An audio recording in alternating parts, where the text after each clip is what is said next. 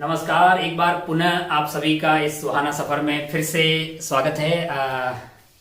हमारा खेला चल रहा था, यानी लेंसेज के बारे में अपन बातें कर रहे थे। लेंसेज की ट्रांसवर्स मैग्निफिकेशन हमने पढ़ लिया था, लॉन्गिट्यूडनल मैग्निफिकेशन पढ़ लिया था, और देखो ग्राफ राफ वाले तमाम बातें जो है लास्ट वाले लेक्चर में अपन ने बातें कर दी थी। आगे बढ़ते हैं। उम्मीद है कि आप अपनी पढ़ाई पे पूरा ध्यान दे रहे होंगे, है ना। चलिए, वो सब कॉमन बातें हैं जो आप बहुत अच्छे से कर ही रहे होंगे। बाय डिफॉल्ट आपको करना ही है। मतलब ये ध्यान रखें कि भाई मतलब जो है ना, अब पढ़ाई जब ऑनलाइन हो गई है तो खेलना कूदना ऑफलाइन करेंगे तो भलाई रहेगी, वरना आंखों आंखों की पेंट बच जाएगी, है ना। आप गेम वगैरह जो ऑफलाइन वाले गेम है वही खेलिएगा, वरना ऑनलाइन वाले गेम में भी खेलने लगे और पढ़ाई भी करने लगे तो बिल्कुल जो है रायता फैल जाएगा आंखों का, है ना। और आंखें बहुत इंपॉर्टेंट है, उसके बगैर अपना काम चलने वाला नहीं है। चलिए अपन बढ़ते हैं आगे और शुरू करते हैं आज का खेला। हम पढ़ रहे थे लेंसेज के बारे में, लेंसेज के में कुछ आगे बढ़ते हैं और वेलोसिटी की बातें कर लेते हैं, है ना। वेरी गुड, हेडिंग डालिए वेलोसिटी इन लेंसेज, यानी वेलोसिटी ऑफ इमेज के बारे में बातें करेंगे। किसकी? Velocity of image.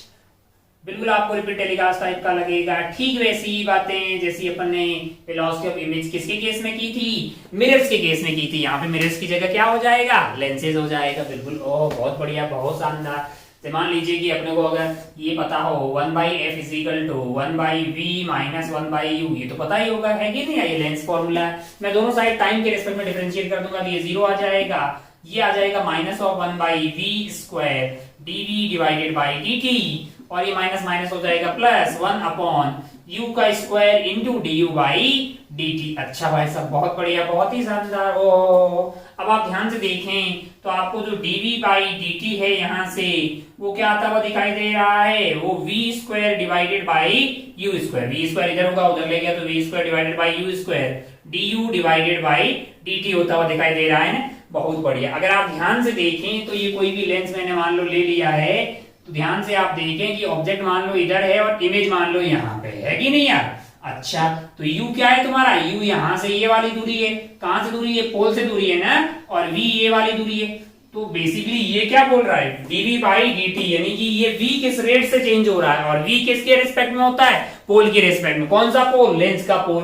ओ तो क्या ये जो स्टाइल मार के लिखा हुआ है, हमको तो लगता है कि ये velocity of image with respect to lens लिखा हुआ है, और ये आइटम क्या लिखा हुआ? v square divided by u square velocity of object.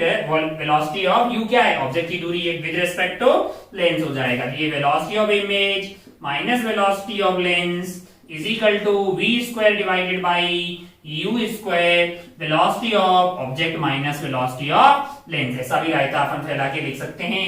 रात को 2:30 बजे भी कोई उठा के पूछे तो आप बता सकते हैं, इसमें कोई दोहराए वाली बात नहीं है। अच्छा, velocity of image with respect to mirror was minus of v square divided by u square into velocity of object with respect to mirror. वहां पे माइनस था, यहाँ पे क्या है? प्लस आ गया। अच्छा, अगर आप ध्यान से देखें तो मैग्निफिकेशन हमारे लिए क्या आया था? कौन सा वाला? ट्रांसवर्स मैग्निफिकेशन था, height of image divided by height of object, जो कि अपने पास v बाई u आया था। तो ये आइटम स्टाइल मार के m का स्क्वायर लिखा हुआ। अरे v बाई u का स्क्वायर ही तो है ना यार। इसको आप क्या लिख सकते हैं? m square into velocity of object with respect to lens. अच्छा भाई साहब, बहुत बढ़िया, बहुत ही शानदार। तो बोले अच्छा, ये फॉर्मूला किधर वैलिड होगा? मैंने कहा अलोंग द प्रिंसिपल एक्सिस, है ना। एक एग्जांपल लेते हैं, चलिए तेरी आत्मा की शांति के लिए अलोंग द प्रिंसिपल एक्सिस का एक एग्जांपल ले लेते हैं। मान लो कि अपने पास एक लेंस है, ये वाला लेंस मान लेते हैं। चलिए भाई साहब, बहुत बढ़िया, बहुत ही शानदार। ओ हो। मान लीजिए कि इसकी फोकल लेंथ क्या है? मान लीजिए कि इसकी फोकल लेंथ है आपके लिए 10 सेंटीमीटर। कितना? 10 सेंटीमीटर। और यहाँ पे कहीं एक ऑब्जेक्ट ले लेते हैं। मान लीजिए ऑब्जेक्ट की दूरी है यहाँ से कितनी? 15 सेंटीमीटर। क्या है? 15 सेंटीमीटर। अच्छा भाई साहब, बहुत बढ़िया, बहुत शानदार। और मान लीजिए कि ये ऑब्जेक्ट इधर की तरफ जा रहा है 1 सेंटीमीटर पर सेकंड की रफ्तार से, और लेंस को भी चला लेते हैं उधर 2 सेंटीमीटर पर सेकंड की रफ्तार से। तुझसे पूछे कि वेलोसिटी ऑफ इमेज बताइए, वेलोसिटी ऑफ इमेज बताइए, तो सारा कार्यक्रम प्रिंसिपल एक्सिस के अलोंग ही तो है यार। परेशान होने की कतई जरूरत नहीं है। क्या लगा देंगे? यही केला खेल लेंगे भाई साहब। Velocity of image with respect to lens is equal to v square divided by u square velocity of object with respect to lens से। अच्छा भाई साहब, बहुत बढ़िया, बहुत शानदार। हमारे लिए जो f है, f की वैल्यू क्या है? प्लस का 10 सेंटीमीटर, और अगर आप ध्यान से देखें तो आपके लिए जो u दिया हुआ है वो क्या है, मेरे को लगता है वो माइनस का 15 सेंटीमीटर है, और हमें v निकाल लेना चाहिए, नहीं है ना, क्योंकि उसकी जरूरत है। तो v की वैल्यू क्या होती है अपन जानते हैं ना, you F upon you plus F होती है लेंस में। u की वैल्यू क्या है तुम्हारे लिए -15, f की वैल्यू क्या है प्लस का 10 डिवाइडेड बाई -15 प्लस का 10, ओहो -150 डिवाइडेड बाई ये आ गया है कितना -5 आ गया, माइनस से माइनस कट गया, अरे ये तो 30 हो गया है। अच्छा v की वैल्यू क्या होगी 30 सेंटीमीटर, यानी इमेज यहाँ पे बनेगी 30 सेंटीमीटर। चलो बहुत बढ़िया भाई साहब, ये हो जाएगा velocity of image minus velocity of lens, और ये डायरेक्शन को मैंने मान लिया पॉजिटिव, मान लो कि ये वाली डायरेक्शन को मैंने क्या मान लिया है पॉजिटिव मान लिया। अगर उसको पॉजिटिव मान लिया तो मेरा लेंस भी तो उधर ही जा रहा है ना, तो वेलोसिटी ऑफ लेंस मेरे लिए क्या हो जाएगी प्लस का 2 की माइनस का, प्लस का 2 हो गया। बहुत बढ़िया, v square divided by you square, v की वैल्यू क्या है 30 है, डिवाइडेड बाई सॉरी v की वैल्यू आ गई 30 और u की वैल्यू अपने पास कितनी है, u की वैल्यू है -15। क्या स्क्वायर करना है अपने को, तो क्या है इसका स्क्वायर करना है, इनटू क्या आ जाएगा velocity of object minus velocity of lens. तो ऑब्जेक्ट की वेलोसिटी भी उधर ही है इसलिए प्लस का लेंगे, है ना, minus velocity of lens, velocity of lens क्या है उधर की तरफ 2 आ जाएगा। बहुत बढ़िया भाई साहब, बहुत ही शानदार। Velocity of image -2 is equal to 30 by 15 कर दिया 2 हो गया, उसका स्क्वायर किया तो 4 हो गया, 4 को -1 से मल्टीप्लाई किया तो -4 हो गया। बहुत बढ़िया, वेलोसिटी ऑफ इमेज यहाँ से क्या आ रही है, ये माइनस उधर जाके +2 हो जाएगा, यानी -2 सेंटीमीटर पर सेकंड। इससे अपन क्या समझे भाई साहब, इससे हम क्या समझ सकते हैं, माइनस का हम ये वाले डायरेक्शन को पॉजिटिव लिए हैं, इसका मतलब इमेज जो है वो इधर की तरफ जा रही है 2 सेंटीमीटर पर सेकंड। 1 मिनट, क्या डेटा चेंज करके अपन यहाँ पे कुछ और फोकल लेंथ लग दें, डेटा चेंज कर दें, एक इसको इधर कर दें, उसको इसको मान लो उधर चला दिया, इसको इधर, नया सवाल बन जाएगा। क्या हम ये सीखने हैं, क्या ये हमें पता है ना, कोई बहुत टफ चीज है क्या, नहीं। अपन जानते हैं वेलोसिटी वेक्टर है, तो अगर मैंने उधर को पॉजिटिव मान लिया तो इधर की वेलोसिटी अपने आप नेगेटिव हो जाएगी यार। इसी सवाल में ये इधर की बजाय उधर जा रहा होता तो मैं यहाँ पे 1 की जगह -1 डालता ना यार, है कि नहीं यार, इसमें कोई गलत बात नहीं है, ये कोई बहुत ज्यादा टफ चीज नहीं है। लेकिन ये जो खेला है ये तभी लग पाएगा जब हमारा ऑब्जेक्ट जो है, जो भी वेलोसिटी का कंपोनेंट है वो प्रिंसिपल एक्सिस के अलोंग हो। लोग बोले साहब अगर परपेंडिकुलर हो जाए तो मैंने कहा फिर तो भी तू कर लेगा, तेरे लिए कोई नई बात नहीं है, क्योंकि तू इससे पहले इस तरह का टाइम पास लेंस मिरर्स के केस में कर चुका है। जरा उसी सवाल में अपन डेटा को चेंज करते हैं भाई साहब, मिट जाओ यार, मिटने के मामले में बहुत कमजोर हो, मतलब है ना, दिमाग का दही कर देते हो। और यहाँ तो कोई स्काउट वाला भी नहीं है जो हेल्प करे, ऑनलाइन क्लास है। हाँ, चलिए इसमें कुछ परिवर्तन कर देते हैं भाई। चलिए इसको उड़ा दिया हमने, हाँ इसको उड़ा दिया, चलिए इसको उड़ा दिया, हाँ अब जब यहाँ पे है इधर की तरफ मान लीजिए कि वो जा रहा है 2 सेंटीमीटर पर सेकेंड की रफ्तार से, तो उससे बोला वेलोसिटी ऑफ इमेज बता, है ना। अभी जो फॉर्मूला सिखाया वो कहाँ वैलिड था, वो अलोंग दी प्रिंसिपल एक्सिस, लेकिन इस बार ऑब्जेक्ट जो है परपेंडिकुलर जा रहा है, तो तू कर लेगा। तू बोलो ये तो पढ़ा ही नहीं, मैंने कहा ये इस तरह का मिरर में भी तो आया था, तो अब अपन मैग्निफिकेशन के फॉर्मूले को याद कर देते हैं ना। चलिए भाई साहब, तो परपेंडिकुलर के लिए क्या करेंगे अपन जानते हैं कि कितना भी टफ हो जाए, ये तो इजी है, ये तो प्रिंसिपल एक्सिस के ऊपर रखा है, हम तो वहां पे प्रिंसिपल एक्सिस से भी दूर कहीं रख दिया था, फिर भाग रहा था, वैसे भी तो बातें की है ना यार, तो ये बहुत ज्यादा टफ तेरे लिए बिल्कुल नहीं है। बोलेगा वाह, मतलब रिपीट टेलीकास्ट टाइप का लग रहा है एक समझदार बच्चे के लिए, कि m की वैल्यू थी हमारे पास height of image divided by height of object, और ये आइटम आया था v बाई u, हमने इसको लिख दिया था u into H I that is equal to v into H O. इसमें कोई बुराई वाली बात नहीं है, कुछ भी गलत नहीं है, दोनों साइड हमने टाइम के रेस्पेक्ट में डिफरेंशिएट किया।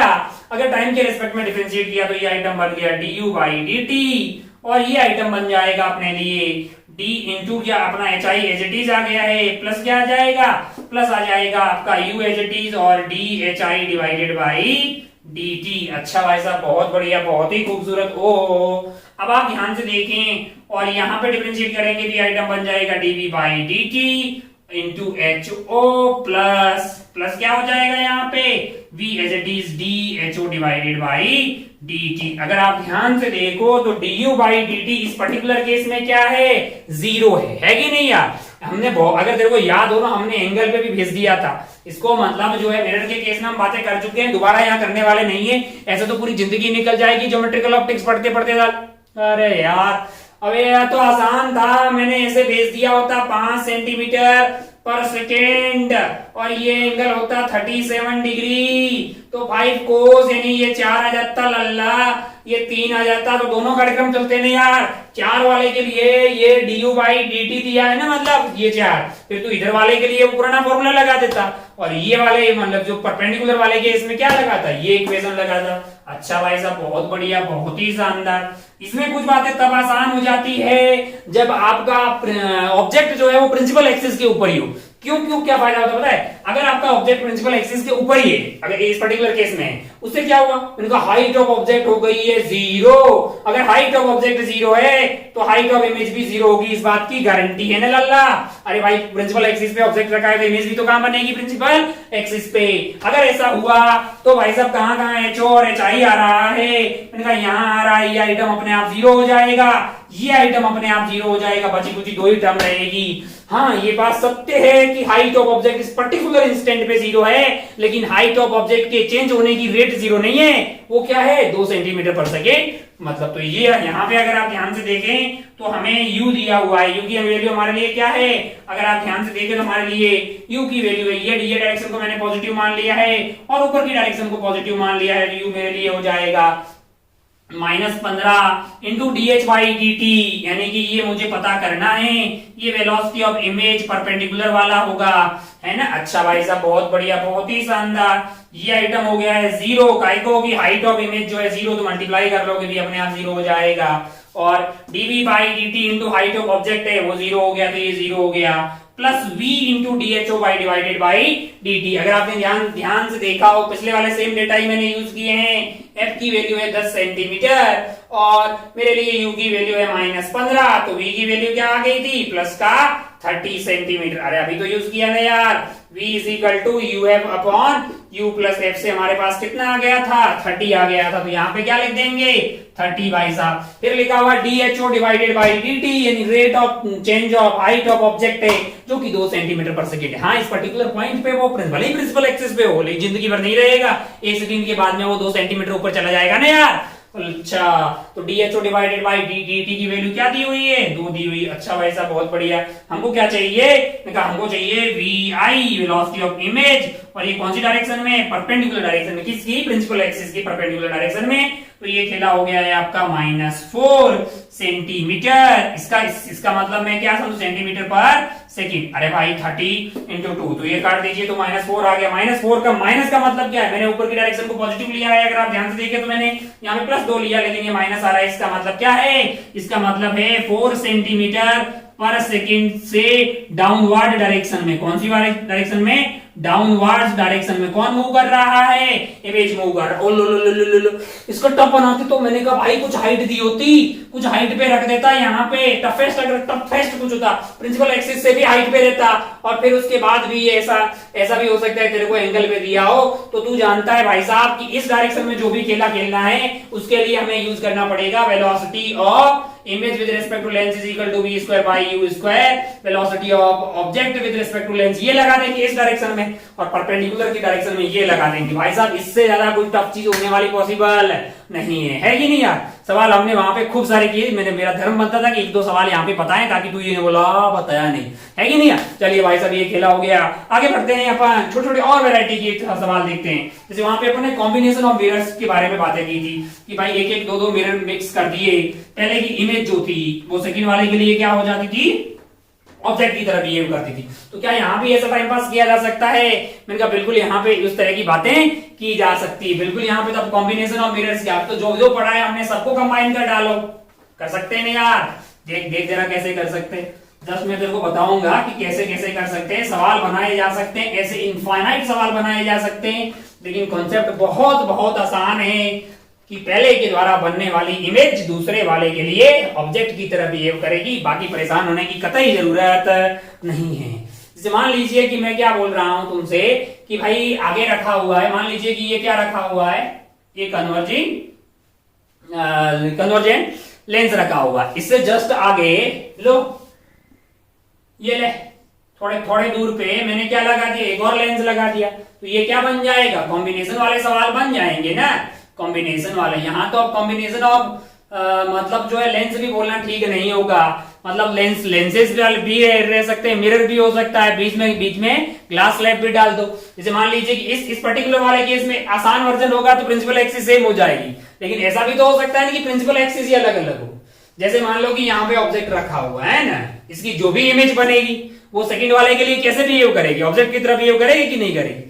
अच्छा, आसान वर्जन होगा तो प्रिंसिपल एक्सिस सेम होगी, टफ करना होगा तो अलग प्राण निकाल ले, मान लो कि मतलब ऐसा कर दिया, दूसरा आइटम को यहाँ रख दिया, पहले वाले की प्रिंसिपल एक्सिस ऐसी है, सेकंड वाले की प्रिंसिपल एक्सिस यहाँ रख ली, अलग हो गया। अबे तो उसमें क्या है भाई, इसकी जो इमेज बनेगी वो सेकंड वाली इमेज इसकी प्रिंसिपल एक्सिस पे नहीं होगी, तो हाइट ऑफ इमेज मतलब जो पहली वाले की इमेज बनी होगी उसके कोऑर्डिनेट पता कर लो, फिर सेकंड प्रिंसिपल एक्सिस के रेस्पेक्ट में तो हाइट ऑफ मतलब ऑब्जेक्ट मिल जाएगी तुमको, और हाइट ऑफ और बाकी यू भी तो सब पता कर लोगे, तो किया जा सकता है ना। इस तरह का टाइम पास हम ऑलरेडी कर चुके हैं, बहुत बढ़िया। प्रिंसिपल एक्सिस सेम भी हो सकती है, अलग अलग भी हो सकती है।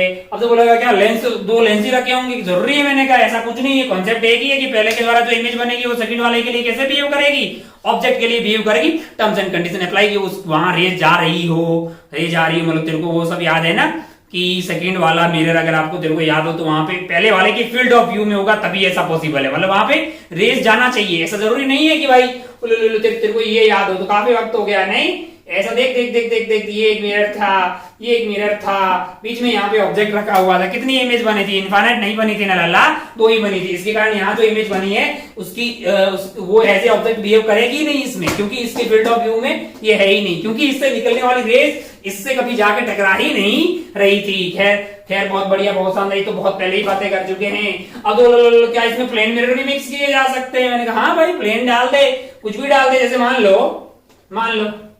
ऐसा भी तो हो सकता है ना कि यहाँ पे ये रख दिया आपने, है ना, इसके बाद क्या रख दिया, मैंने कहा स्लैब रख दिया, है ना, फिर क्या हो कि फिर यहाँ पे ये लैब मिरर डाल दिया। भाई इस तरह का सवाल बनाया जा सकता है ना, तो ऐसे हजारों सवाल बनाए जा सकते हैं। कॉन्सेप्ट की बात इतनी ही है कि स्लैब आएगा तो शिफ्ट कर देना है, शिफ्ट कौन सी डायरेक्शन में आ रहा है, अगर पॉजिटिव आ गया तो काम की रेज जो ऑब्जेक्ट से रेज जा रही थी उसी डायरेक्शन में आएगा, नेगेटिव आ गया तो अपोजिट डायरेक्शन में आएगा। अच्छा भाई साहब बहुत बढ़िया, बहुत शानदार। जैसे मान लो कि ये यहाँ पे रखा हो और दूसरा जो है मिरर यहाँ पे रख दिया, मान लो कि ये वाला मिरर रख दिया और यहाँ पे कोई ऑब्जेक्ट रख दिया, है ना, यहाँ पे ऑब्जेक्ट रख दिया, और क्या हुआ कि तुमसे क्या क्या पूछ सकता है कि मतलब ये दूरी बताइए कि जो इमेज बनेगी, जो इमेज यहाँ पे इस ऑब्जेक्ट की बनेगी वो इसके खुद के ऊपर ही बन जाए, मतलब ऑटो कॉलिमिनेशन हो जाए, ऐसा सवाल यहाँ पे पूछा जा सकता है ना। तो क्या करेंगे, इस तरह का टाइम पास अपन बहुत पहले ही कर चुके हैं कि यहाँ से जो रेज आएगी या तो इसके सेंटर से जाएगा तो क्या होगा कि ये नॉर्मली टकराएगी, लौट के आएगी वापस और यहाँ पे इमेज बन जाएगी। एक तरीका था केस 1। केस 2 में और क्या हो सकता है कि यहाँ से ये रे जाए और इसके पोल पे टकरा जाए, सीधा पोल पे टकरा जाए, तो ये फर्स्ट केस हो गया, ये सेकंड पे केस हो गया, पोल से टकराएगी, दूसरी एंगल पे आएगी और वापस इमेज बन जाएगी। अगर ऑब्जेक्ट के ऊपर ही इमेज बन जाती इस खिला का नाम अपन ने ऑटो कॉलिमिनेशन बोला। तो ऐसे खूब सारी बातें जो है हम ऑलरेडी कर चुके हैं, मैं आपको थोड़ा टफर साइड में जाके बता रहा हूं कि और क्या क्या सवाल बनाए जा सकते हैं। लेकिन तेरे लिए जो समझने की बात है यहाँ पे वो यही है कि पहले वाले की जो इमेज बनेगी वो दूसरे वाले के लिए ऑब्जेक्ट की तरह काम करेगी। पता हताश परेशान निराश होने की कतई जरूरत नहीं है। आगे बढ़ते हैं अपन और फिर थोड़ी थोड़ी बातें, ये कॉम्बिनेशन वाले सवालों के बारे में बात कर रहे थे। सवाल मतलब कि अभी तक जो हमने पढ़ा है, क्या क्या पढ़ा है, प्लेन मिरर पढ़ा है, स्फेरिकल मिरर्स पढ़े हैं 2, है ना।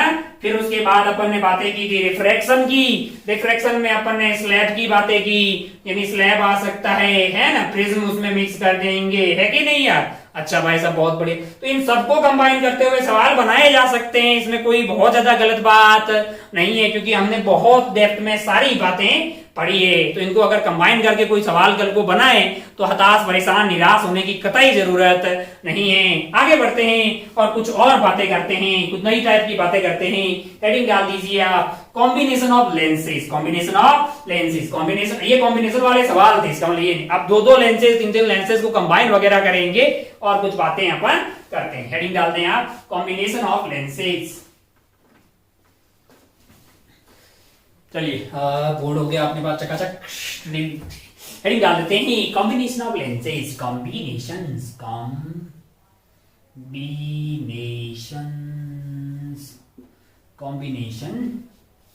Of lenses. अच्छा भाई साहब, बहुत बढ़िया। क्या कहना चाह रहे हो? हम कहना ये चाह रहे हैं सीधी भाषा में कि अपने पास मतलब 2-3 लेंस वगैरह है ना, अपन क्या कर रहे हैं कि उनको कंबाइन कर दे रहे हैं। अच्छा, सीधी भाषा में बात करें तो क्या कर रहे हैं कि अपने पास 2 लेंस है, एक लेंस यहाँ पे रखा मैंने और मान लो कि दूसरे वाले को बगल में ऐसा रख दिया। अच्छा, तो क्या ये कॉम्बिनेशन हो गया? मैंने कहा भाई दोनों को टच रख दिया तो ये ओवरऑल एक लेंस की तरह बिहेव करेगा। उसकी फोकल लेंथ क्या होगी, उसकी पावर क्या होगी, इसी घटना को प्यार से क्या बोला गया? मैंने कहा कॉम्बिनेशन ऑफ लेंसेज, मतलब 2-3 लेंसेज को कंबाइन करके अपन जो है सिस्टम बना रहे हैं, तो इसी चीज को कॉम्बिनेशन ऑफ लेंसेज बोला गया। अब अगर आप ध्यान से देखो तो हमारी आम जिंदगी में क्या इसका कोई योगदान है? मैंने कहा जैसे हम जैसे आदमी हैं, एनक वाले लोग हैं, अगर आप कभी नंबर चेक करवाने के लिए गए होंगे, आंखें चेक करवाने के लिए, तो एक मशीन होती है जिसके अंदर अपने को ऐसा थोड़ा फिट करना होता है और आगे पता नहीं एक ट्री वगैरह होता है जो आगे पीछे ऐसे पीछे होता रहता है, वहां पे ऐसे ठीक करते कि भाई आंखें ठीक तो है इन लोगों की। फिर अपने नंबर टेस्ट करने के लिए क्या करवाते हैं कि अपने को एक ऐसा फ्रेम पहनाते हैं जिसमें ये वाले ग्लासेस नहीं होते हैं, है ना, लोहे का होता है, आराम से अपन पहन के ऐसे बैठ जाते हैं। सामने स्क्रीन रहती है जहां पे लिखे हुए आते हैं, अंग्रेजी में लिखे आते हैं, हिंदी में भी लिखे आते हैं, डिपेंड करता है तेरे को अंग्रेजी आती है कि नहीं है, वरना हिंदी में भी देख लो।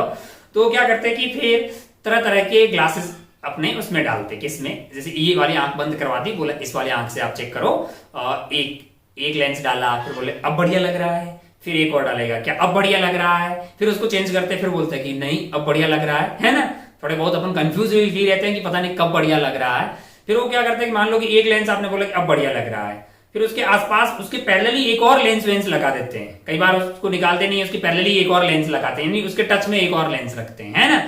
फिर बोलते हैं कि अब और ज्यादा अच्छा लग रहा है ना। फिर हो सकता है कि बगल वाले को चेंज करके कोई और लेंस वहां पे लगा रहे हैं, फिर बोलते हैं कि अब और उससे भी ज्यादा अच्छा लग रहा है ना। तो अपन थोड़े बहुत कंफ्यूज रहते हैं, लेकिन कई बार मतलब फिर फाइनली अपन को समझ में आ जाता है कि इस पर्टिकुलर केस में अपने को सबसे ज्यादा अच्छा लग रहा है। अगर दोनों आंखों में नंबर है तो फिर वो ऐसा दोनों आंखों में करते हैं और फिर उन दोनों लेंसेज का या तीनों लेंसेज जो भी पैरेलली रखा हुआ है उनके कॉम्बिनेशन से उनको ये आइडिया लग जाता है कि ओवरऑल जो तेरी आंखों को कितने पावर के चश्मे की जरूरत है, मतलब इन ग्लासेस की जरूरत होती है, यानी उसको पावर पता करने के लिए जरूरत पड़ती है कि कितने पावर का तेरे को ग्लास दिया जाए तो तेरी आंखें जो है दोबारा से 6/6 की तरह काम करने लग जाए। अच्छा, एक मिनट, हमको यहाँ पे पावर नाम का वर्ड नया सुनाई दिया है, ये तो बाद में पढ़ेंगे भाई साहब। पहले ये बताइए कि पावर ऑफ लेंस क्या चीज होती है। पावर ऑफ लेंस वैसे कैसे डिफाइन होती है या क्या होती है उसको समझते हैं। मान लीजिए कि अपने पास एक लेंस है, मान लीजिए कि अपने पास ये एक लेंस है। अच्छा भाई साहब, बहुत बढ़िया, बहुत शानदार। इधर से लाइट आ रही है, इधर से लाइट आई, अच्छा इससे टकराई और इसने उसको कन्वर्ज किया, टिकट यहाँ पे कन्वर्ज कर दिया। मान लीजिए कि इसकी ये जो फोकल लेंथ है वो f1 आ गई। एक और लेंस है, एक और लेंस है, इधर रे आई, इधर से रे आई, इसने बुरी तरह से कन्वर्ज कर दिया, मतलब यहीं पे इस वाले केस में फोकल लेंथ f2 आ गई। मान लीजिए इसकी पावर P1 है और इसकी पावर P2 है। ये वाले लेंस का काम था कन्वर्ज करने का, कौन सा वाला ज्यादा पावरफुल है। तो वैसे लॉजिकली बोलेगा कि साहब सेकंड वाला जो है ना, सेकंड वाला जो आप लेंस बोल रहे हो ना भाई साहब, वो ज्यादा पावरफुल लग रहा है, क्योंकि लाइट तो दोनों ही केस में सेम टाइप की आई थी पहले, लेकिन सेकंड वाले में ने उसको ज्यादा कन्वर्ज किया। तो एक आपको आइडिया लगा कि पावर जो है उसको अपन फोकल लेंस से रिलेट कर सकते हैं। तो इस तरह से डिफाइन होती है पावर ऑफ लेंसेज। क्या पावर ऑफ लेंसेज की अगर बात करें अपन तो उसको P से लिखते हैं, पहला केस। अब पावर हमारे पास हो जाएगी P is equal to 1/f, 1/f। f वहां पे क्या होगी, f आपके पास वहां पे है फोकल लेंथ। जितनी फोकल लेंथ होगी, जितनी फोकल लेंथ कम होगी उतनी पावर ज्यादा होगी। अगर इस पर्टिकुलर केस में, अगर हम इस पर्टिकुलर केस में देखें तो हमारे पास क्या है, f1 बड़ा है किससे, f2 से। तो पावर कौन सा ज्यादा होना चाहिए, पावर 2 का ज्यादा है पावर 1 से। अच्छा, बहुत बढ़िया, बहुत शानदार। ये फोकल लेंथ किसमें होनी चाहिए, ये फोकल लेंथ आपके पास होनी चाहिए इन मीटर, किसमें, मीटर में। अच्छा, तो ये जो मीटर में फोकल लेंथ होती है उसको डिवाइड करके पावर बोलते हैं। मैंने कहा हाँ, 1 जो मीटर में फोकल लेंथ रखी हुई है वो पावर आएगी, और इसको मेजर किसमें किया जाता है, डायोप्टर्स में, डायोप्टर में। अच्छा, तो फिर क्या हमें जो क्लासेस लगते हैं, हमें जो ऐसा बोलता है कि पावर आपकी -2 आई है या -3 आई है या +2 आई है, वो क्या है, वो डायोप्टर है ना, इसकी यूनिट क्या हो जाएगी, डायोप्टर। अच्छा, बात समझ में आ गई कि भाई साहब फोकल लेंथ को किस में रखना है, अपने को फोकल लेंथ को अपने को मीटर में रखना है, और 1 फोकल लेंथ ही प्यार से क्या हो जाएगी अपने लिए, पावर। और उसको कैसे करते हैं अपन, डायोप्टर में मेजर कीजिए। तो हम ऐसे बोलते हैं कि -2 -3 यूनिट के साथ बात करें तो वो क्या हो जाएगी, -2 डायोप्टर, -3 डायोप्टर, यानी 1 फोकल लेंथ को ही क्या बोल दिया गया है, पावर बोल दिया। अच्छा भाई साहब, बहुत बढ़िया, बहुत शानदार। अब अगर आप ध्यान से देखें तो पावर पॉजिटिव तब होगी जब एफ पॉजिटिव होगा, है कि नहीं है ना यार, है कि नहीं है। अब जरा ध्यान से देख, अगर कन्वर्जेंट लेंस हुआ, कैसा लेंस हुआ, कन्वर्जेंट लेंस हुआ, तो कन्वर्जेंट लेंस के लिए तो फोकल लेंथ पॉजिटिव होगी, है कि नहीं है। अच्छा, पहला केस लेते हैं, कन्वर्जेंट लेंस। अगर कन्वर्जेंट लेंस हुआ तो फोकल लेंथ उसकी क्या होगी, पॉजिटिव। अगर फोकल लेंथ पॉजिटिव हुई तो पावर तो 1/f है, कैसी आ जाएगी, पॉजिटिव आएगी, है कि नहीं यार। अच्छा, अगर आपको कन्वर्जेंट लेंस की जरूरत पड़ेगी आंखें ठीक करने के लिए, तो उस वाले केस में आपको पॉजिटिव नंबर वाले चश्मे लगेंगे ना यार। अच्छा, मतलब ऐसा एनक जो भी होगा उसमें जो ग्लासेस लगी, मतलब ये जो लगा होगा लेंस, वो कैसा होगा, कन्वर्जेंट टाइप का। हालांकि आप बायो के विद्यार्थी होंगे तो आपको ये पता भी होगा कि उस वाले केस में अगर हमारे पास एक और लेंस है ना, हमारे पास आंखों में बाय डिफॉल्ट एक लेंस है कि नहीं यार, और बहुत बढ़िया लेंस है, मतलब वर्ल्ड का बेस्ट लेंस है। क्यों, क्योंकि उसके साथ एक ऐसा है, इसकी फोकल लेंथ मतलब एडजस्ट हो जाती है। अब आंखों का अगर आप स्ट्रक्चर जानते हैं, 10th लेवल का पढ़ा होगा, और हालांकि हम जाके आगे ऑप्टिकल इंस्ट्रूमेंट में इसके बारे में बातें भी करेंगे। फिर वक्त के साथ और ज्यादा जो है पबजी खेलने के साथ या जो भी है, मतलब पबजी तो हमने तो नहीं खेला था, लेकिन 8th 9th में ये नक लग गया था, और आजकल बहुत छोटे छोटे बच्चों को भी लग जाते हैं, बहुत बड़े बुड्ढों को भी नहीं लगते हैं। एक मतलब तो क्या होता है कि इमेज जो है वो रेटिना की बजाय आगे या पीछे बनने लग जाती है, तब हमें जो है आईबॉल की मतलब शेप जो है वो चेंज हो जाती है, तो इमेज जो है आगे पीछे बनने लग जाती है। उसको वापस रेटिना के ऊपर बनाने के लिए हमको कुछ करेक्टिव मेजर्स लेने पड़ते हैं, और फिर ये जो आइटम है इसको यहाँ पे टांगना पड़ता है थोबड़े के ऊपर। अच्छा भाई साहब, बहुत बढ़िया। तो अगर आपने जो एनक यूज किया है उसमें कन्वर्जेंट लेंस की जरूरत तब पड़ेगी जब रेज मान लीजिए कि पीछे की तरफ जा रही हो, रेटिना से पीछे इमेज बन रही है, उसको कन्वर्ज करके थोड़ा सा पास में लाने के लिए, तब उस वाले केस, हालांकि अपन इसको डिटेल में पढ़ेंगे जब अपन आइस वाला पार्ट पढ़ेंगे। एक बात आपको समझ में आएगी, तब आपको जो है पॉजिटिव पावर वाला चश्मे की जरूरत पड़ती है। लेकिन अगर रेज जो है पहले ही इमेज बना दे रही है, हम चाहते हैं कि वो थोड़ा दूर जाके, यानी वापस जो है इमेज जो है आईबॉल बड़ा हो गया हो ऐसा पिक्चर के, तो इमेज आगे बढ़ रही है, तो उसको वापस जो है रेटिना पर ले। ये 10th लेवल की बात है, इसलिए मैं ऐसे ही बता दे रहा हूँ, कुछ बना नहीं रहा। पढ़ाया जाएगा इसमें ऑप्टिकल इंस्ट्रूमेंट, परेशान होने की कतई जरूरत नहीं, जस्ट ऐसे ही बता रहा हूँ कि एनक प्लस माइनस का क्या मतलब है। बहुत बढ़िया। प्लस का मतलब हो गया आपके लिए कि भाई आपका 1/f कर दिया तो आपको पावर क्या मिल गई है, प्लस की। लेकिन अगर आपने बी वाले केस में कैसा लेंस यूज किया हो, डाइवर्जेंट लेंस यूज किया हो, डाइवर्जेंट होगा।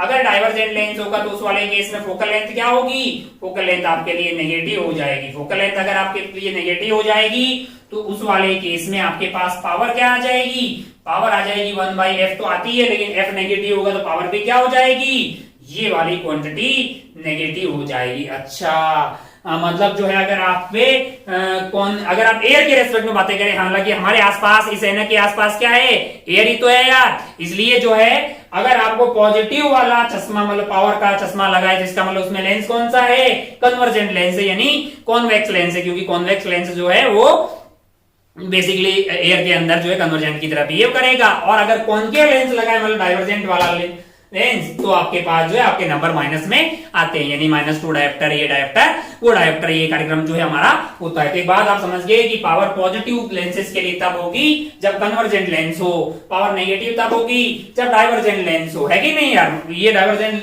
तब यूज किया जाता है जब इमेज रेटिना से पहले ही बन जाती है, तो उसको धक्का देके वापस रेटिना तक पहुंचाने का काम कौन करता है, ये करता है। ये थोड़ा सा और पहला देगा, फिर इसके आगे कौन लगा है, आगे तो मतलब ये तो आगे लगा यहाँ पे, और आंख के अंदर एक और लगा हुआ कॉन्वेक्स, जो वैसे भी कन्वर्ज करके वो काम बना रहा था रेटिना पे, लेकिन वो क्या करेगा, पहले बनाने लग गया, रेटिना आप पीछे की तरफ थोड़ा शिफ्ट हो गया, तो ये थोड़ा और उसको डाइवर्ज कर देगा, फिर वो कन्वर्ज करेगा और इमेज जाके कहां बन जाएगी, रेटिना पे। ये 1 मिनट ये 10 तक की बात है, दोबारा बताया जाएगा, हताश परेशान निराश होने की जरूरत नहीं है। इस तरह की एरर को बोल मतलब आंखों के इस तरह की प्रॉब्लम को बोलते क्या है, मायोपिया, प्रेसबायोपिया, हाइपरमेट्रोपिया, ये सब ऑप्टिकल इंस्ट्रूमेंट में अलग से बातें करते हैं आंख के बारे में, है ना, पूरी बातें वहां पे आंख की जाती है। चलिए भाई सब बहुत बढ़िया, बहुत ही शानदार। ओहो, एक बात आपको समझ में आ गई कि भाई कन्वर्जेंट होगा तो फोकल लेंथ पॉजिटिव और डाइवर्जेंट होगा तो फोकल लेंथ नेगेटिव। थोड़ा थोड़ा समझ में आया। ओ अच्छा, ये तो समझ में नहीं आएगी फिर मतलब कॉम्बिनेशन ऑफ लेंसेज कैसे करेंगे।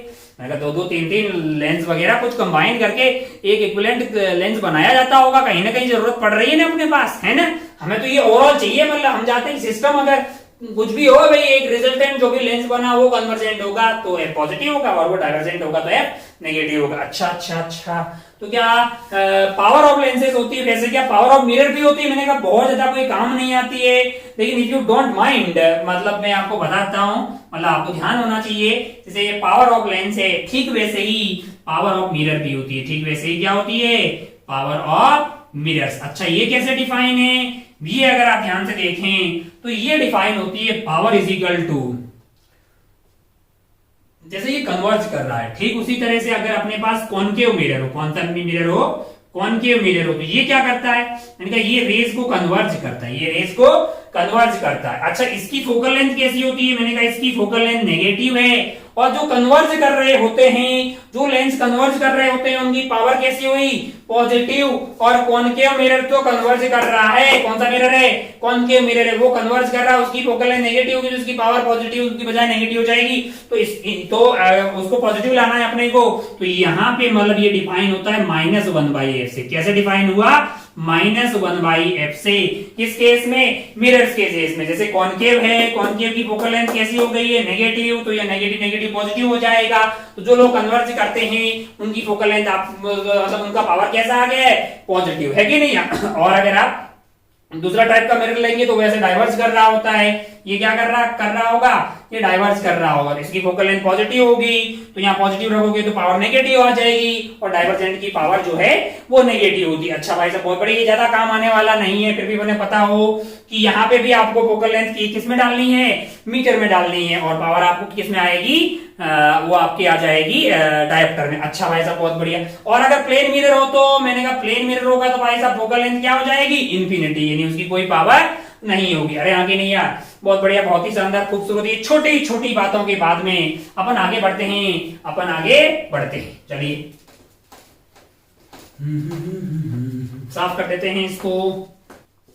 चलिए बोर्ड हो गया चकाचक।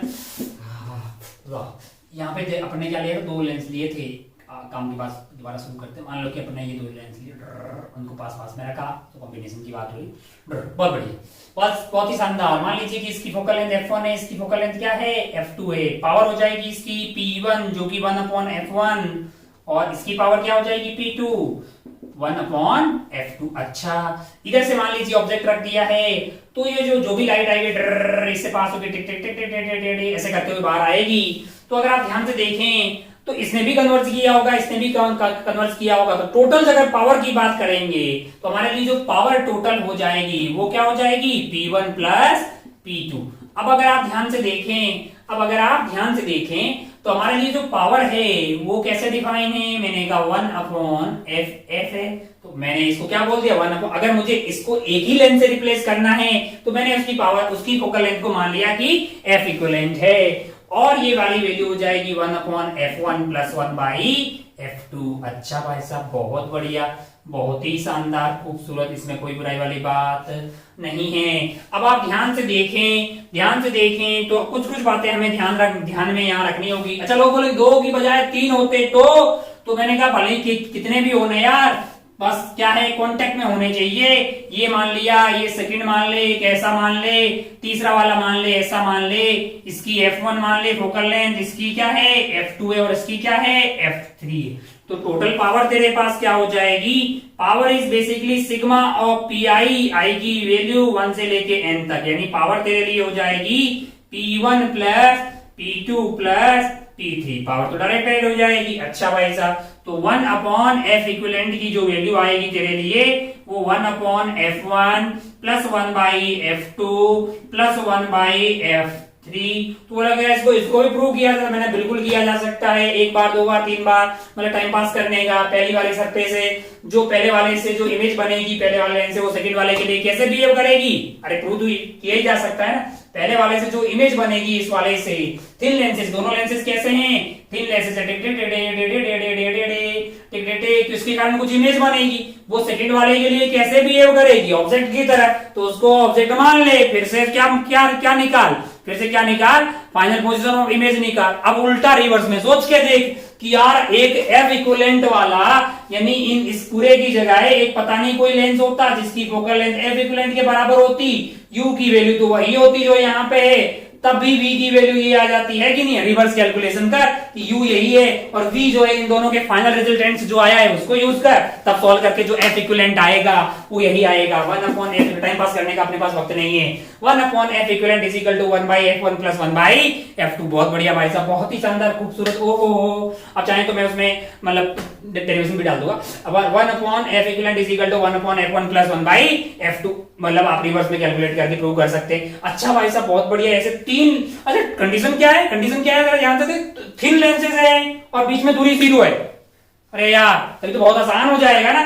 थिन लेंसेज होंगे तो इनकी कोई थिकनेस नहीं होगी, तो अपन जो है सारी बातें कर पाएंगे, यानी जो भी फॉर्मूले अपन ने डेरिवेशन किए हैं वो थिन लेंसेज में ही किए हैं, यानी कि ये जो भी अप्लाई कर रहे हैं, अगर इस पर्टिकुलर केस में ये अपन ने पता कर दिया है कि एफ इक्विवेलेंट ये आएगी, यानी जो भी आपके पास है, टिक टिक टिक, तो सबसे पहली जो बात यहाँ पे आनी चाहिए अपने सामने, नोट में उस बात को अपन लिख सकते हैं। नोट में क्या लिख सकते हैं भाई साहब? कि लेंसेज कैसे होने चाहिए? फर्स्ट बात की लेंसेज थिन होने चाहिए, lenses must be thin, must be thin, यानी ये बातें थिन लेंसेज के लिए वैलिड है। सेकंड पॉइंट, रेज कैसी होनी चाहिए? रेज पैरा एक्सियल होनी चाहिए। अच्छा भाई साहब, बहुत बढ़िया, बहुत ही शानदार।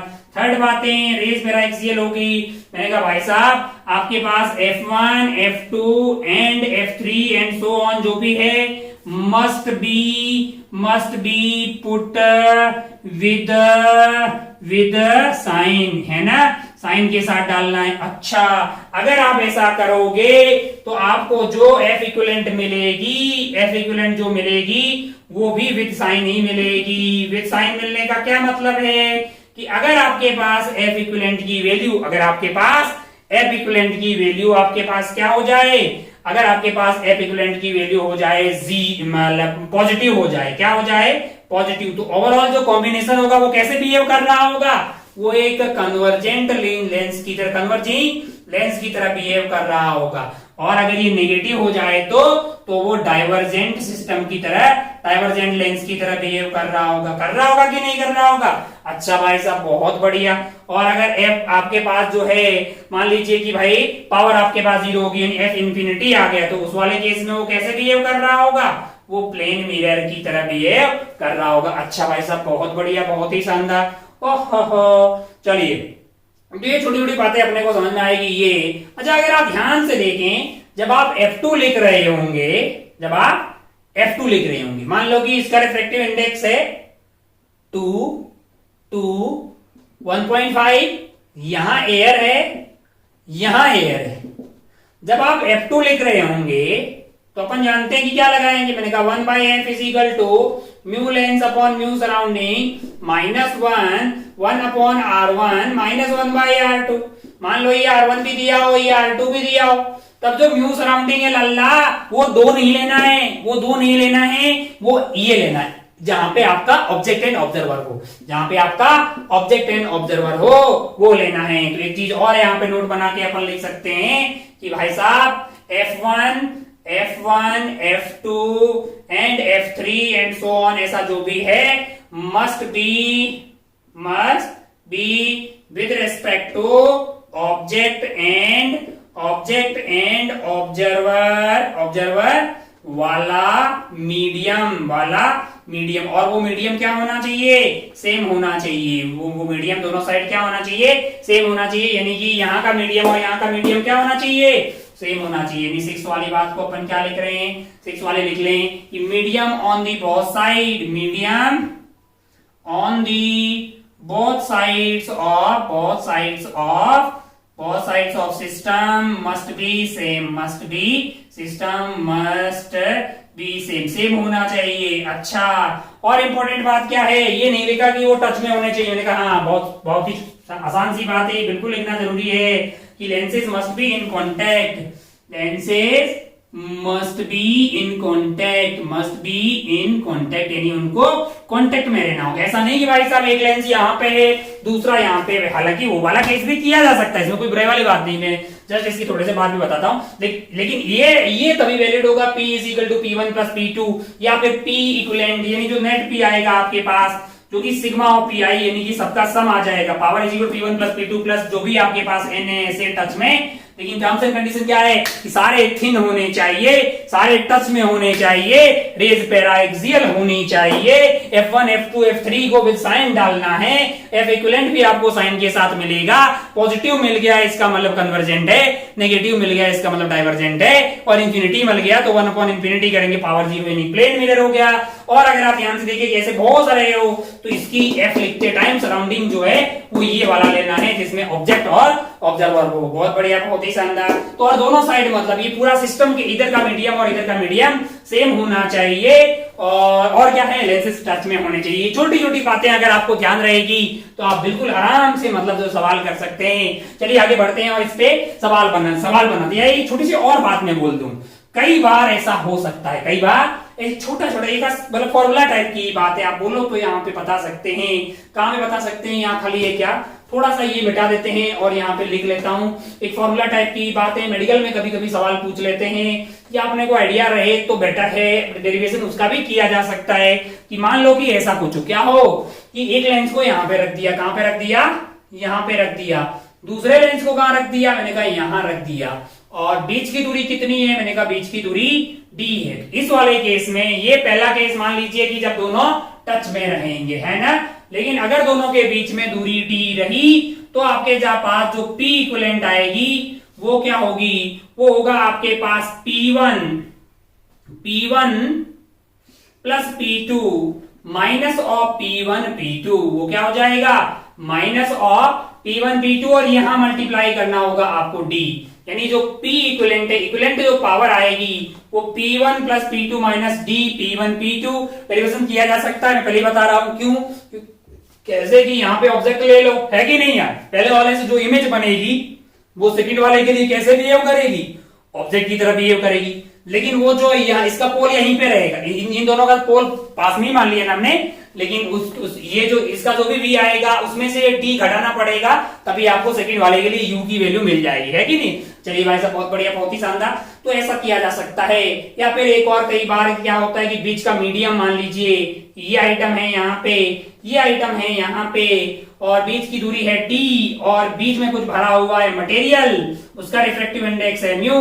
तो मैं आपको बता रहा हूं कि पावर इक्विवेलेंट का फॉर्मूला आ जाता है P1 plus P2 minus of d by mu, mu क्या है, बीच वाले मीडियम का refractive index into P1 P2।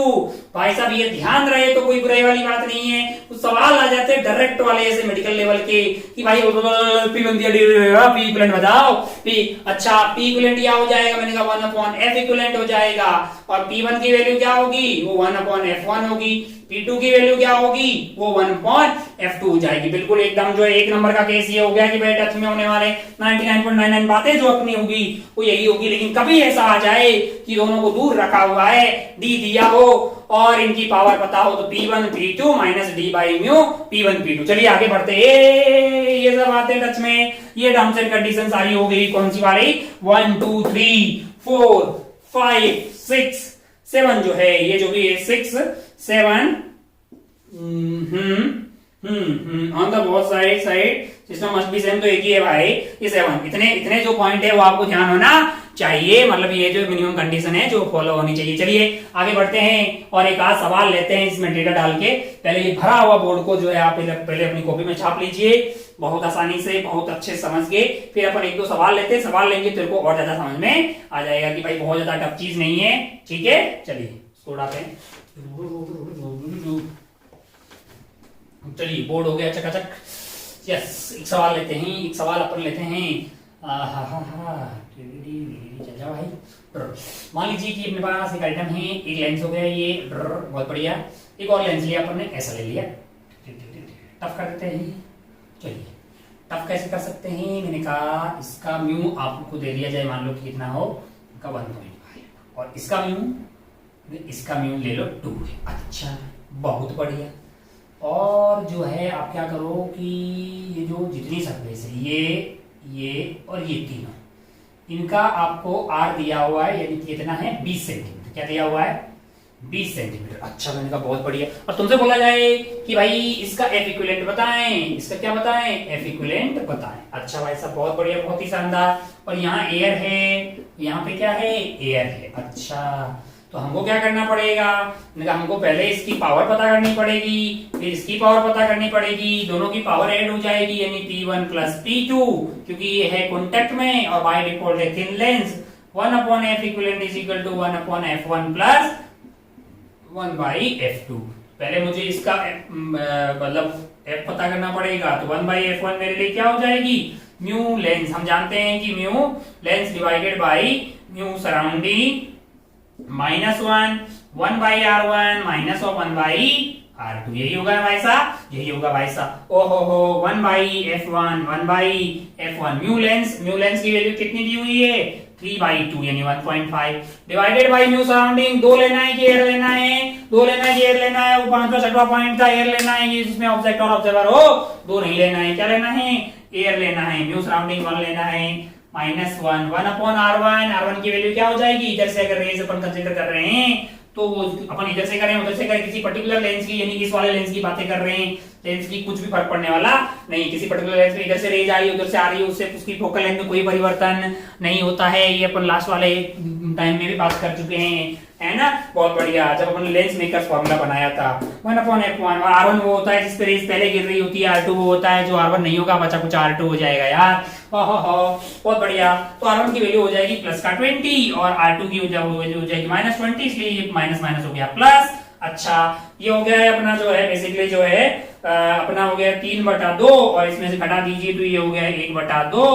1/2 की मुलाकात हो गई 2/20 से, तो 2 से 2 कट गया है, तो 1/f इक्विवेलेंट की वैल्यू आ रही है 1/20। अच्छा भाई साहब बहुत बढ़िया। हमें क्या 1/f2 की जरूरत है, मैंने कहा f1 की वैल्यू 20 आ गई, पॉजिटिव आ गई, बहुत बढ़िया काम किया है।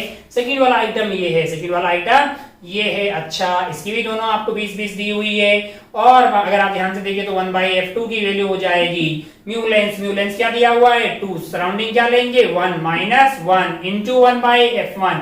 इस मान लीजिए इधर से आ रही है तो आपके लिए हो जाएगा माइनस का 20 माइनस, और सेकंड वाली हो जाएगी +20। बहुत बढ़िया भाई साहब, बहुत शानदार। तो 1/f2 की वैल्यू आपके पास आ रही है 2 - 1, ये वाला खेला हो गया 1, और ये वाला वैल्यू हो गई है आपके पास ट्वाइस ऑफ माइनस ऑफ 20 यहाँ पे आ गया है। तो यहाँ पे 1/f2 की वैल्यू तुम्हारे लिए हो गई है माइनस ऑफ 1/10। अच्छा तो 1/f इक्विवेलेंट क्या होगा, 1/f इक्विवेलेंट की वैल्यू हो जाएगी 1/f1 प्लस 1/f2। 1/f1 की वैल्यू है 1/20 और 1/f2 की है यानी प्लस ऑफ माइनस 1/10। ये आइटम हो गया है आपका 20, ले लीजिए एलसीएम, है कि नहीं यार। चलिए भाई साहब बहुत बढ़िया, बहुत ही शानदार खूबसूरत, ओ हो बढ़िया। तो ये अपना आइटम हो गया है बेसिकली 20, यहाँ पे एलसीएम ले लीजिए तो 1 - 2 यानी -1/10, है कि नहीं यार। तो एफ इक्विवेलेंट का हमारा आंसर क्या हो जाएगा -10 सेंटीमीटर भाई साहब, ये हमारा आंसर है। तो ओवरऑल जो हमारे पास ये पूरा जो सिस्टम है, ये पूरा सिस्टम जो है वो जिसकी फोकल लेंथ नेगेटिव आ रही है, मतलब एक कॉन्केव लेंस इन एयर की तरफ बिहेव करेगा जिसकी फोकल लेंथ क्या होगी -10 सेंटीमीटर, यानी एफ की वैल्यू 10 सेंटीमीटर। इस टाइम बात करें तो -10 सेंटीमीटर, और पावर हो जाएगी 1/, इसको जो भी मीटर में रखना है ना। इसकी पावर की बात करेंगे तो क्या हो जाएगा पावर 1/, ये जो भी है आपके पास फोकल लेंथ 10 है, नेगेटिव की है तो 10 डिवाइडेड बाई 100 कर दीजिए, ताकि ये आइटम किस में बदल गया है, मीटर में बदल गया है। तो ये वाली वैल्यू अपने पास जो भी आएगी उतना डायरेक्टर अपने पास क्या मिल जाएगा, इसका पावर मिल जाएगा। अच्छा भाई साहब बहुत बढ़िया, बहुत ही शानदार खूबसूरत, ओ बढ़िया भाई साहब। कहीं पे कुछ कैलकुलेशन तो ठीक की है ना हमने, सॉरी सॉरी सॉरी, हाँ पे कांट कर दिया यहाँ पे, ये यहाँ पे क्या कर दिया है, हाँ वन माइनस टू कैसे पता लगा हमको, क्योंकि इसका तो आंसर हमेशा, हाँ 1 माइनस 2, अरे यार 1 minus 2 is -1/20 sorry, 1 upon F equivalent. Camera कभी ये बोलता ही नहीं है कि बहुत कांड हो गया है ना, मतलब क्लास में होता तुरंत लोग बताते हैं कि भाई। चलिए तो एफ इक्विवेलेंट की वैल्यू आपके पास आ गई है -20 सेंटीमीटर, है ना। तो ये ओवरऑल सिस्टम जो है वो कॉन्केव लेंस की तरह बिहेव करेगा, एयर में रखा हुआ, और उसकी फोकल लेंथ हो जाएगी -20 सेंटीमीटर। अच्छा भाई साहब बहुत बढ़िया। और पावर की बात करेंगे तो क्या हो जाएगा, 1 अपॉन -20 सेंटीमीटर को 100 से डिवाइड कर दीजिए, इतना डायरेक्टर आपके पास क्या हो जाएगी, पावर आ जाएगी। तो इस वाले केस में 100 ऊपर चला गया, -100 डिवाइडेड बाई 20, तो ये -5 डायरेक्टर जो है इसकी पावर आपको मिल जाएगी भाई साहब, बहुत बढ़िया, बहुत ही शानदार। तो अगर आपको इक्विवेलेंट पावर चाहिए तो आपको पावर मिल गई है, एफ इक्विवेलेंट चाहिए तो -20 सेंटीमीटर मिल गया। ये दोनों ही लेंस कैसे होने चाहिए, कॉन्टेक्ट में अगर दूर होंगे तो फिर अपने को P equivalent P1 plus P2 minus D by mu P1 P2 जो है वो वाला खेल अपन लगाएंगे, जिसकी जरूरत बहुत रेयरली कभी पड़ जाए तो पड़ जाए, वरना सवाल ऐसा ही आएगा। क्या इसको और सवाल करें क्या इस पे, बहुत इजी है भाई, तुम बोलो तो एक और सवाल बनाया जा सकता है, मतलब एक और सवाल कर लेते हैं। मान लीजिए कि यही वाले में कुछ डेटा को चेंज कर देते हैं, हाँ मिट जाओ यार, मिट जाओ तुम, मिटो।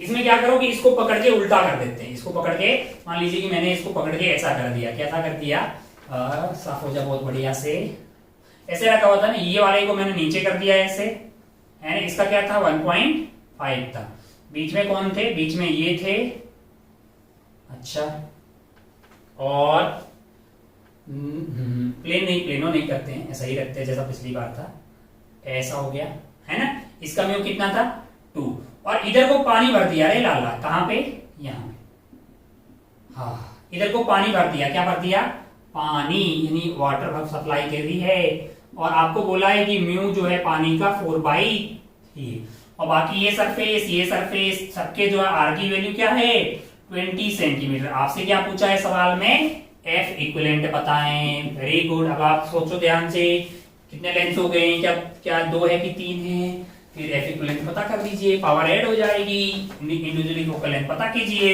है ना। कोई बहुत ज्यादा टफ चीज नहीं है, बहुत ही आसान है, बढ़िया हो यार, क्लीन हो जाओ भाई।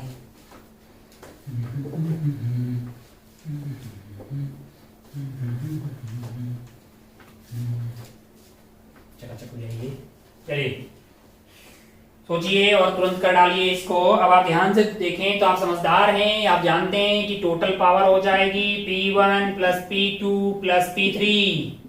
अरे होगी कि नहीं होगी यार, ये तो होगी ना यार।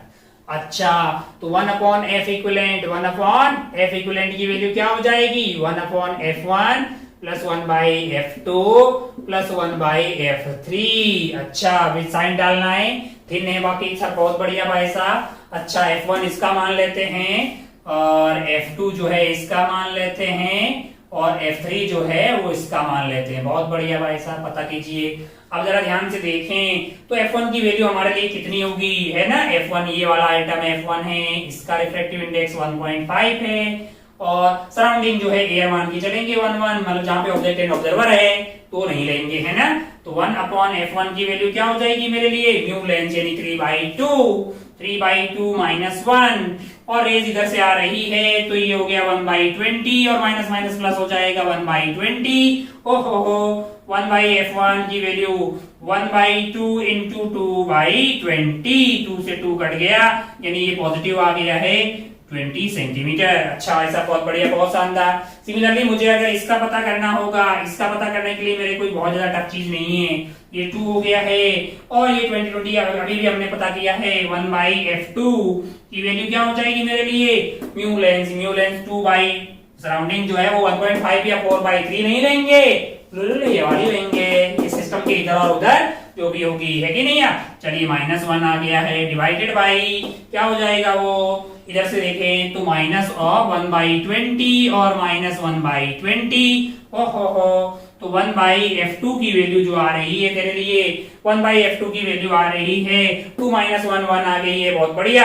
और अगर आप ध्यान से देखें तो ये वैल्यू क्या हो रही है अपने लिए, माइनस और माइनस हो गई एकदम, माइनस ऑफ ट्वाइस ऑफ ये हो गया है 20, यानी ये वैल्यू आ रही है माइनस ऑफ 1/10। अच्छा, तो क्या हमको 1/f3 भी पता करना है? मैंने कहा हाँ। ये कैसा आइटम है? मैंने कहा ये ऐसा आइटम है, ऐसा आइटम है ना। ये एक प्लेनो कॉन्वेक्स लेंस हो गया है, बहुत बढ़िया। अंदर का म्यू क्या हो जाएगा 4/3, इधर से आर की वैल्यू क्या हो जाएगी इंफिनिटी, है कि नहीं यार। इधर से आर की वैल्यू क्या हो जाएगी आपके लिए 20 सेंटीमीटर। ओह बहुत बढ़िया, बहुत शानदार। तेरे को ऐसा देखने में फील आती है वैसा बना ले, है कि नहीं यार। रेस भले इधर से ले आ, इधर से ले आ। अच्छा बहुत बढ़िया। 1/f3 म्यू लेंस की वैल्यू होगी 4/3, सराउंडिंग की वैल्यू होगी 1 - 1 1/r1, r1 पॉजिटिव हो गया है कितना 20 सेंटीमीटर, -1/इंफिनिटी। तो ये आइटम 0 हो जाएगा। 1/f3 दैट इज 4/3 - 1,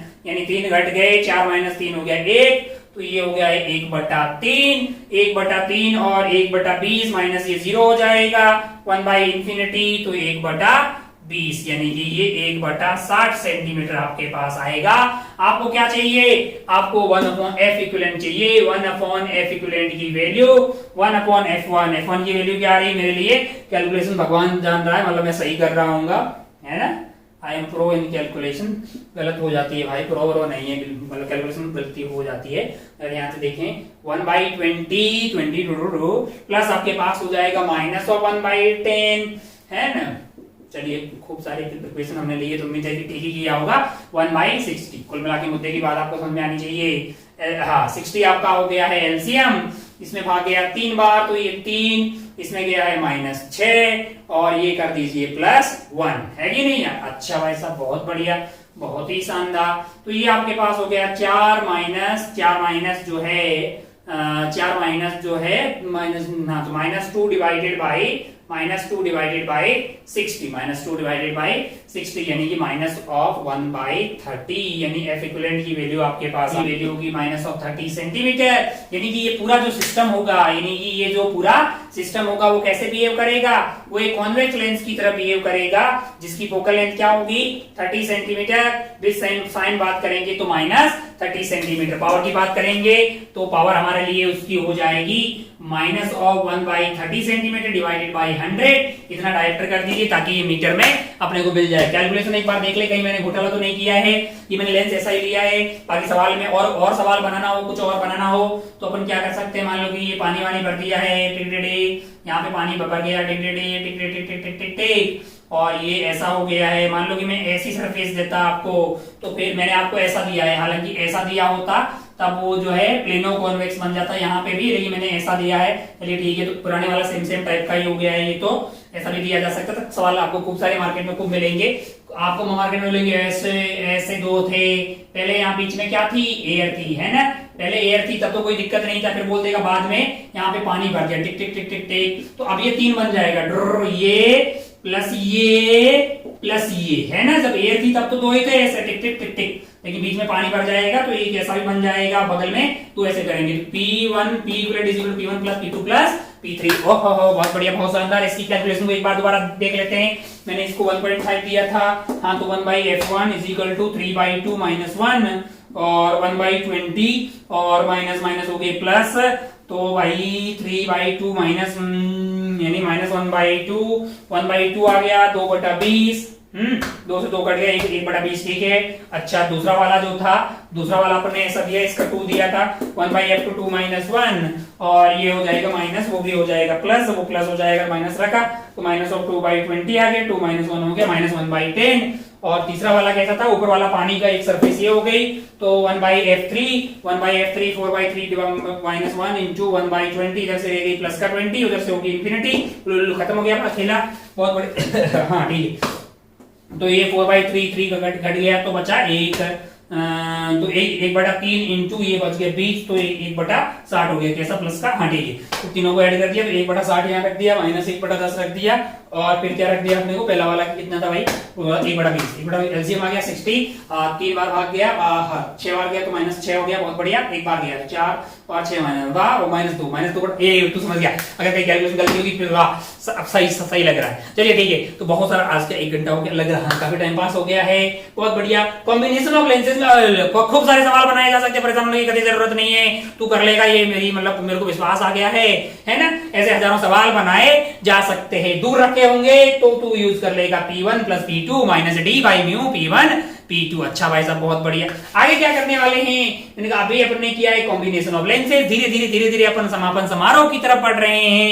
कल वाले यानी नेक्स्ट वाले लेक्चर में अपन बातें करेंगे, मिरर बहुत सारे लेंसेज लेंगे, एक साइड जो है सिल्वरिंग कर देंगे, सिल्वरिंग की बातें करेंगे, और कुछ बातें करेंगे कि मान लो लेंस ले लिया, आई पत्ती से बीच में से काट दिया, ऐसे काट दिया, ऐसे काट दिया, है ना, ऐसे काट दिया आधा, तब क्या बातें होगी। कुछ बातें प्रैक्टिकल्स की करेंगे, कुछ बातें करेंगे कि व्हाइट लाइट डालेंगे, है ना, अपन ऐसे रेज डाल रहे हैं, अपन तो क्या कर रहे हैं, इधर से रेज आ रही है हमारी और कन्वर्ज एक पॉइंट पे हो रही है ना, है कि नहीं यार। लेकिन भाई साहब इसका म्यू जो है अलग अलग कलर की लाइट के लिए, अलग अलग लेम्डा के लिए तो म्यू ही अलग अलग होगा, तो सब लोग इस फोकस पे आए थोड़ी आएगा, सबका फोकस ही अलग अलग होगा कि नहीं होगा। डिस्पर्जन के टाइम पे अपने कोची साहब का एक फॉर्मूला पढ़ा था, म्यू = A + B / λ², तो उसके कारण क्या है, यहाँ पे डिस्पर्जन भी होगा। मैंने कहा तो क्या अलग अलग के लिए अलग अलग लेम्डा आएगा, मैंने कहा फिर हमारे ये नग जो होते हैं उसकी फोकल लेंथ तो फिर इस बात पे डिपेंड करेगी कि कौन सी लाइट आ रही है। मैंने कहा लाइट तो सतरंगी आ रही है, मैंने कहा हाँ, तो फोकल लेंथ मैंने कहा 7 आ गई, फोकल लेंथ ही फिर 7 आ गई, तो फिर कौन सी फोकल लेंथ का एनक हम लोग यूज कर रहे हैं। अरे भाई जब आप देख रहे होंगे कि इसका म्यू तो फोकल लेम्डा पे डिपेंड कर रहा है, और इधर से आ रही है व्हाइट लाइट में होते हैं 7 लेम्डा, तो 7 अलग अलग म्यू हो जाएंगे, फोकल लेंथ भी सातों की अलग अलग आएगी। फोकल लेंथ अलग अलग आएगी तो पावर जब निकालने जाओगे 1/f करोगे तो फिर 7 अलग अलग पावर हो जाएगी, तो क्या मतलब अलग अलग होगी, तो फिर कौन सी वाली पावर ली जाती है, किस तरह से इसको मैनेज किया जाता है ना। ऐसी बातें अपन जो है नेक्स्ट वाले में अभी तक हमने जो भी बातें की है उसमें लाइट मोनोक्रोमेटिक थी, यानी एक ही वेवलेंथ वाली आ रही थी हमारे लेंसेज के केस में, है कि नहीं यार। अच्छा भाई साहब बहुत बढ़िया। प्रिज्म में हमने मल्टी कलर वाली यानी कि पॉलीक्रोमेटिक लाइट ली थी, व्हाइट लाइट लेके वहां पे अपन ने डिस्पर्जन की बातें की थी, फिर दोबारा से उसको जो है यहाँ पे लेंसेज में अपन थोड़ा सा बातें करेंगे, फिर कुछ एक्सपेरिमेंट की बातें करेंगे, और फिर अपना जो है टेक्निकली ये जो रे ऑप्टिक्स है इसका खेला खत्म हो जाएगा। उसके बाद आप बात करेंगे वेव ऑप्टिक्स की, देन दोबारा लौट के आप आएंगे और अपन बातें करेंगे ऑप्टिकल इंस्ट्रूमेंट्स की। ऑप्टिकल इंस्ट्रूमेंट्स में आईज के बारे में पूरा ज्ञान लिया जाएगा कि आंखें कैसे काम करती है, क्या आइरिस है, क्या रेटिना है, कैसे डिफेक्ट्स हो जाते हैं, किस तरह से मतलब जो है लाइट कितना जाएगा, ये कौन कंट्रोल करता है, सिलियरी मसल्स क्या होती है। अगर आप बायो के विद्यार्थी हैं तब तो आपको मतलब उल्टा हमको तो आपसे ज्ञान लेना चाहिए कि क्या पूरा कार्यक्रम होता है ना। चलिए भाई साहब अलग अलग तरह के जो मतलब डिफेक्ट्स रहेंगे, यानी अलग अलग तरह का प्रेस मायोपिया ये सब वो उसकी बातें करेंगे ऑप्टिकल इंस्ट्रूमेंट में। फिर बातें होगी टेलीस्कोप की और माइक्रोस्कोप की, ये सारी बातें होती है ऑप्टिकल इंस्ट्रूमेंट। चलिए तो आज काफी टाइम हो गया, तो आज का खेला को यहीं पे अपन खत्म करते हैं, है ना। आप अपनी पढ़ाई का और अपने स्वास्थ्य का ख्याल करके बहुत मतलब पूरा ख्याल रखिएगा। जय हिंद, जय भारत, टेक केयर।